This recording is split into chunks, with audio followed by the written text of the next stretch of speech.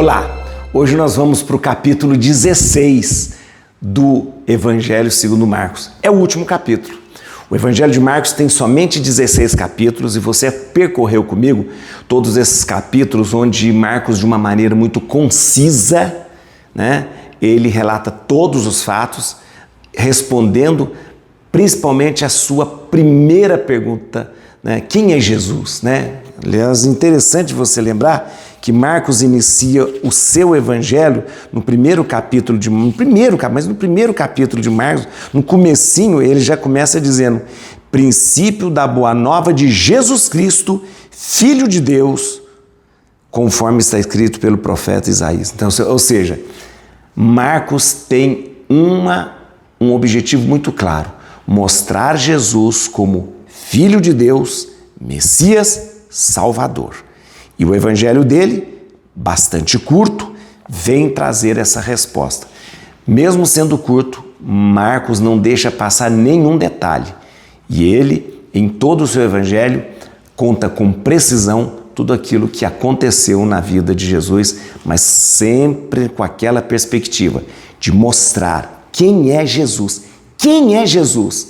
E Marcos, ele cumpre o que ele prometeu. Ele mostra pra gente quem é Jesus. O evangelho, o último capítulo, ele é muito curtinho, ele só tem 20 versículos, mas tem uma coisa muito importante que eu vou explicar para você depois. Os estudiosos eles concordam em dizer que os 10 últimos capítulos de Marcos, os 10 últimos versículos deste último capítulo, não pertencem exatamente a Marcos. Pode ter sido uma adição posterior. Então, se a gente pudesse dizer, o último capítulo teria no máximo 9 versículos. Depois tem mais 11 versículos que os estudiosos, não só os estudiosos atuais, mas desde os padres da igreja, na patrologia, já não consideravam tanto esses 11 últimos versículos como sendo de Marcos, porque a escrita é um pouco diferente, o estilo literário é diferente e algumas informações também, elas não são tão relevantes, tá bom? Então vamos lá, vamos ler o último capítulo do Evangelho de Marcos, que é muito bonito mesmo. A gente vai passar nesse capítulo pelo momento em que as mulheres estão no sepulcro, depois as aparições de Jesus ressuscitado. Mas isso é muito importante. As aparições de Jesus ressuscitado, elas são unânimes em todos os evangelistas, ou seja, Jesus ressuscitado aparece para eles. Então, não é só o sepulcro vazio que prova a ressurreição, mas as aparições de Jesus logo após a sua morte e sepultamento, tá bom? Bíblia na mão, Espírito Santo no coração, vamos ler o último capítulo, então, de Marcos. Capítulo 16. Passado o sábado, Maria Madalena, Maria, mãe de Tiago e Salomé compraram aromas para ungir Jesus. E no primeiro dia da semana foram muito cedo ao sepulcro, mal o sol havia despontado. E diziam entre si: quem removerá a pedra do sepulcro para nós? Levantando os olhos, elas viram removida a pedra, que era muito grande. Entrando no sepulcro, viram sentado do lado direito um jovem vestido de roupas brancas e assustaram-se. Ele lhes falou: não tenhais medo, buscais Jesus de Nazaré, que foi crucificado. Ele ressuscitou, não está aqui. Eis o lugar onde o depositaram. Mas ide, dizei a seus discípulos e a Pedro que ele vos precede na Galileia. Lá o vereis como vos disse. Elas saíram do sepulcro e fugiram trêmulas e amedrontadas, e ninguém disseram coisa alguma por causa do medo. Tendo Jesus ressuscitado de manhã, no primeiro dia da semana, apareceu primeiramente a Maria de Magdala, de quem tinha expulsado 7 demônios. Foi ela noticiá-lo aos que estiveram com ele. os quais estavam aflitos e chorosos. Quando souberam que Jesus vivia e que ela o tinha visto, não quiseram acreditar. Mais tarde, ele apareceu sob outra forma a dois entre eles que iam para o campo. Eles foram anunciá-lo aos demais, mas estes tampouco acreditaram. Por fim apareceu aos 11, quando estavam sentados à mesa, e censurou-lhes a incredulidade e dureza de coração por não acreditarem nos que o tinham visto ressuscitado. E disse-lhes: ide por todo o mundo e pregai o evangelho a toda criatura. Quem crer e for batizado será salvo, mas quem não crer será condenado. Esses milagres acompanharão os que crerem. Expulsarão os demônios em meu nome, falarão novas línguas, manusearão serpentes, e se beberem algum veneno mortal, não lhes fará mal. Imporão as mãos aos enfermos e eles ficarão curados. Depois que o Senhor Jesus lhes falou, foi levado ao céu e está sentado à direita de Deus. Os discípulos partiram e pregaram por toda parte. O Senhor cooperava com eles e confirmava sua palavra com os milagres que a acompanhavam. Muito bem, aqui está o último capítulo. Como eu disse a você, parece que Marcos, ao nos trazer o seu evangelho, ele termina ali praticamente no versículo 8. Pá! E termina sem uma conclusão, sem uma conclusão. O que os estudiosos, e principalmente os padres da igreja, quando eu falo dos padres da igreja, eu estou dizendo dos primeiros, dos padres da patrologia, que forjaram toda a teologia e conhecimento sobre as escrituras e sobre a teologia. Então, o que eles dizem é o seguinte, essa interrupção brusca de Marcos no seu evangelho causava um certo mal-estar nas pessoas, que parecia não haver uma conclusão. Então, esses capítulos do 9 ao 20 foram... esses versículos do 9 ao 20 pode ter sido adicionado a partir daquilo que eles estavam vendo ali, pessoas se convertendo, o evangelho sendo espalhado, e mesmo esses sinais vão expulsar os demônios, vão manusear serpentes, ou seja, vai mexer com coisas venenosas, com calúnias, com venenos do coração das pessoas, vão impor as mãos às pessoas, elas serão curadas. Eles estavam vendo isso acontecer. Os discípulos, os apóstolos, eles estavam fazendo isso, eles impunham as mãos, as pessoas ficavam curadas, eles pregavam o evangelho, as vidas das pessoas mudavam, falavam em novas línguas, sim, falavam em novas línguas, não simplesmente línguas, o fenômeno da glossolalia, que é o fenômeno extraordinário, mas falar novas línguas significa que a língua estava sendo, que o evangelho estava sendo pregado em muitos lugares com novas línguas. Então, o redator que fez essa conclusão, ele praticamente pegou algumas informações não tão corretas, porque ele fala de Maria de Madalena como se fosse aquela pecadora. Maria de Madalena não foi aquela mulher pecadora, não foi. Ele pega essa informação mais ou menos truncada, coloca aqui, e ele pega os fatos que estavam acontecendo e conclui o evangelho. Tá bom? Muito bem, mas eu queria pegar para você aqui, vamos começar alguns versículos. Versículo 1. O versículo 1 fala uma coisa interessante, Isso aqui, o versículo 1, fala uma coisa interessante. Passado o sábado, Maria Madalena, Maria mãe de Tiago e Salomé compraram aromas para ungir Jesus. Passado o sábado, ou seja, que horas que terminava o sábado?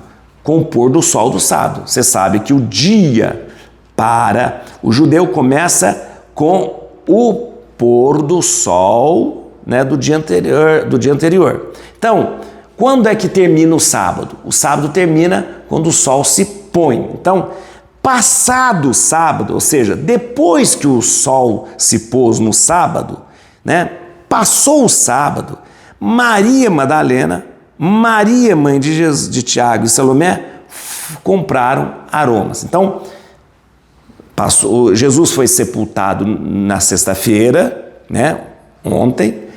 Ele ficou no túmulo o dia inteirinho, no sábado. Passou o sábado, ou seja, a tardezinha do sábado, elas foram comprar os aromas para ungir Jesus. E no outro dia, no primeiro dia da semana, né? Ou seja, o primeiro dia depois do sábado, foram muito cedo ao sepulcro, mal o sol havia despontado. Então, o primeiro dia refere-se justamente ao domingo. Então, ó, passou o sábado, o sol se pôs, elas foram lá e compraram os aromas. Foram dormir e tal. No primeiro dia da semana, no domingo, né, pela manhã, a gente chama de domingo hoje, porque é o dia do Senhor, elas foram lá ao sepulcro. Porque Jesus ressuscitou no primeiro dia da semana, nós cristãos transformamos o primeiro dia da semana como o dia mais importante da nossa fé. Para nós não é o sábado. Não. Sábado é coisa antiga, do Antigo Testamento. Para nós não é a sexta-feira. Sexta-feira é o dia dos muçulmanos. Para nós cristãos, o dia mais importante é o dia que Jesus ressuscitou, ou seja, o primeiro dia da semana, que nós chamamos de Dominis, dia que depois ficou para nós domingo. Domingo ficou para nós, né? Por isso que nós em português dizemos segunda-feira, porque só na língua portuguesa, viu? Segunda-feira, ou seja, segunda-féria. Féria seria o dia normal de oração de um mosteiro. Segunda-feira, terça-feira. Por quê? Porque o domingo é o primeiro dia, né? Nas outras línguas, os dias da semana têm nomes pagãos, né? Marte, Lua, Vênus, Mercúrio e tal, né? Lunes, martes, viernes, lunan. Mas para nós, que tivemos a influência de Portugal, o dia da semana se refere sempre ao domingo. O primeiro dia, o segundo dia, o terceiro dia, o quarto dia, o quinto dia em relação ao primeiro dia da semana. Muito bem, vamos lá. Então, no versículo 4, olha que interessante. Levantando os olhos, elas viram removida a pedra que era muito grande. Isso Marcos faz questão de dizer, porque ele quer anotar aqui, ele quer destacar o caráter surpreendente da abertura do sepulcro, ou seja, era impossível, porque para rolar aquela pedra, foram precisos muitos homens para rolar aquela pedra. Foram precisos, né? Jesus foi colocado no sepulcro por José de Arimateia e tinha um monte de homens que rolaram aquela pedra. Então Marcos nota o caráter surpreendente. Espera aí, ontem essa pedra estava aqui, hoje nós vemos cedinho aqui essa pedra foi rolada? Que estranho! É um caráter surpreendente dessa pedra rolada. No versículo 5, o susto. Entrando no sepulcro, viram, sentado do lado direito, um jovem vestido de roupa branca e assustaram-se. O susto tem a ver com o medo diante do sagrado. Você sabe que, já falei para você aqui, a nossa relação com o divino, ela provoca em nós dois sentimentos. Tremendum e fascinans, né, em latim, né? Dois sentimentos, o medo e o fascínio. Toda a nossa relação com o divino, ela provoca em nós esses dois sentimentos. O medo, eu tenho medo do divino, medo de Deus, medo do que Ele pode fazer comigo. E ao mesmo tempo, fascínio, né? Assim foi com Moisés, assim foram com os profetas, assim foram com aqueles que viram Jesus transfigurado. O medo e o fascínio. Aqui elas sentem elas têm esses dois sentimentos. O medo diante de ver Jesus, de ver o sepulcro vazio, e o fascínio porque o sepulcro estava vazio. Elas se assustaram, né? No versículo 6, veja que interessante. Aquele anjo lá, né, ele lhes falou: não tenhais medo, buscai Jesus de Nazaré, que foi crucificado. Ele ressuscitou, já não está mais aqui. Eis o lugar onde depositaram. Aqui tem uma questão de tradução que é muito importante notar. No original, não fala ele ressuscitou. O original fala ele foi ressuscitado. Esse verbo em grego, no original grego, ele está no particípio passado. Então, na verdade, o original diz ele foi ressuscitado. Olha que interessante. Ficaria assim: não tenhais medo, buscai Jesus de Nazaré, que foi crucificado. Ele foi ressuscitado, já não está aqui. É importante notar isso, porque, na verdade, Marcos quer mostrar a ação de Deus que ressuscitou Jesus, né? Então, Jesus foi ressuscitado por Deus. Ele não está aqui, ele foi ressuscitado, né? Muito bem. No versículo 7 existe uma coisa muito importante.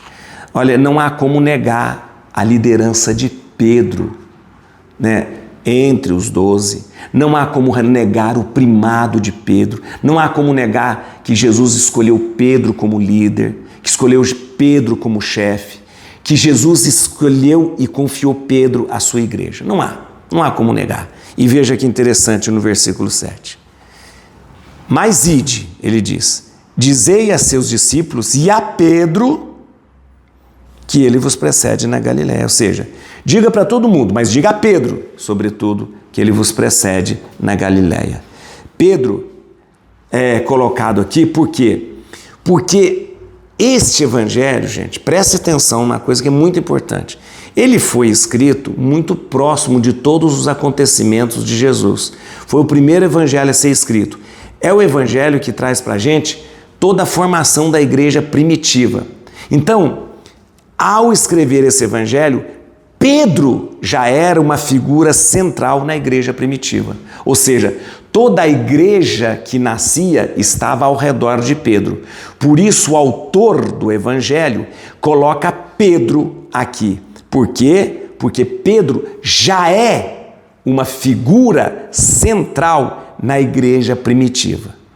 Então não há como negar. Jesus confiou a Pedro e Pedro realmente assumiu a sua posição de líder, de pedra fundamental dessa igreja que nascia, né? Muito bem. No versículo 8 nós temos mais um momento do terror sagrado. Olha que interessante. Elas saíram do sepulcro e fugiram trêmulas e amedrontadas, e a ninguém disseram coisa alguma por causa do medo.